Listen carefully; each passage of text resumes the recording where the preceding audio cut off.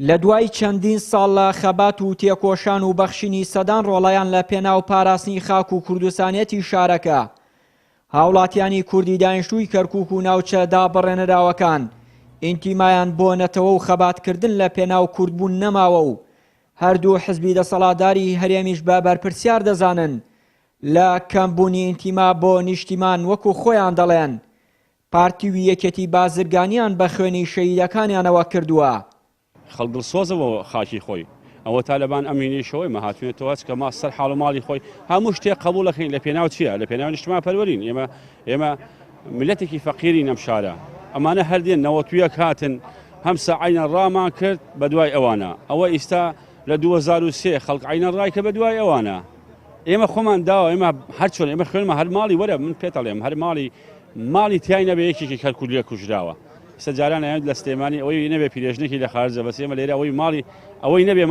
ماڵی کوڕێکی کوژراوە کوڕێکی شەهید بووە دەجا دەربەدەر بووینە من موالد هەفتاکانم تا ئێستاوە ببینم حەوجە ڕامان کردووە لە پێناو کێیە هەر لە پێناو نیشتمانەیە کاکە خەک عەزیزە بۆ کورد باوکم بانیات وڵای لیان بێزاری وڵای برا کەرکووکیان فرۆش ئەمە بە هەردوو حزبەکەوە جاران یانوت کەرکووک قورسی کوردستان و دڵی کوردستانە وڵای نە دڵ بوون نە قودس بوو هیچمان نەدی ئەمانە بەڕاستی کوردپەروەر نەبوون ئەمانە نەوتپەروەر بوون بەڕەب العالەمی یەک تۆزی حیا و شەرەفیان نەبی ڕووی ناکەن ئەم شارە ئەوەی خەڵک ئەم شارە کردی ئەوان نەیان کرد پێشمەگەی دایە کوش کەوتە ژێر دەبابەوە چیان کرد هەمووی خەریک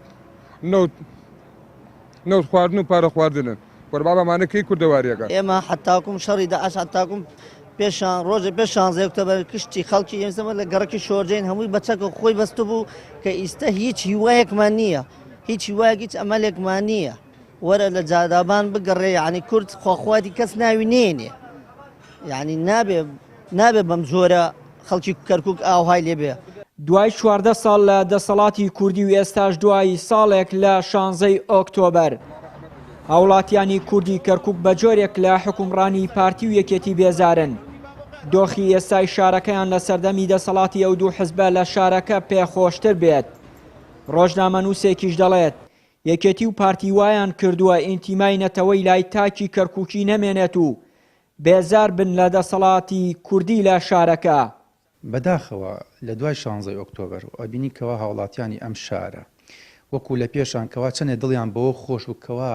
لە دەی 4 2023 کاتێک کەرکووک گەڕایەوە بۆ باوەشی کوردستان چەندێ ئەو خەڵکە بە پەرۆژ بوو بۆ کورد بەڵام ئێستاکە ئەبینی کەوا خەڵکی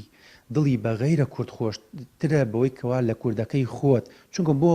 ئەم دوو حزبە لەم شاری کەرکووکەیە نەیانتوانی سیاسەتێکی جوان کوردانە وا بکەن کەوا کەرکووک بگەڕێنەوە بۆ باوەشی کوردستان هەردووکیان ململانەی دەسەڵاتیان بوو تەنانەت وا بوو هەموو پۆستەکانی لە نێوان پاردووی یەکێتیە بەش کردبوو ئەو ئیشیان نەکرد بۆی کەوا حزبەکان دەوڵەمەندکەن ئەوە نیە هەستیان نەکرد هەستی نەتەوەیەتیان لەناو دڵی هاوڵاتیان نەبەهێز نەکرد بۆیە ئێستا کەوا غەیرە کوردێک هاتووە لەم شارە حکومەکە خەڵکە لە کەرکووک چی عیبێکی هەیە. لە دوای ڕووخانی دەسەڵاتی بەعس و گەڕانەوەی کورد بووە کەرکووک و ناوچە جێناکۆکەکان هەردوو حزبی دەسەڵاتداری هەرێم لە جاتی خزمەتکردنی دانیشتوانی ئەو ناوچانە ئەزموونی تاڵی حزبایەتی و 50 بە 50یان هێنایە کەرکووک هێندە لە خەمی دەوڵەمەندکردنی حزب و بەرپرسەکانیان بوون هێندە خزمەتیان بە هاوڵاتیانی کوردی ئەو ناوچانە نەکرد. چیانووری کەناڵی ئاسمانی پەیام کەرکووک.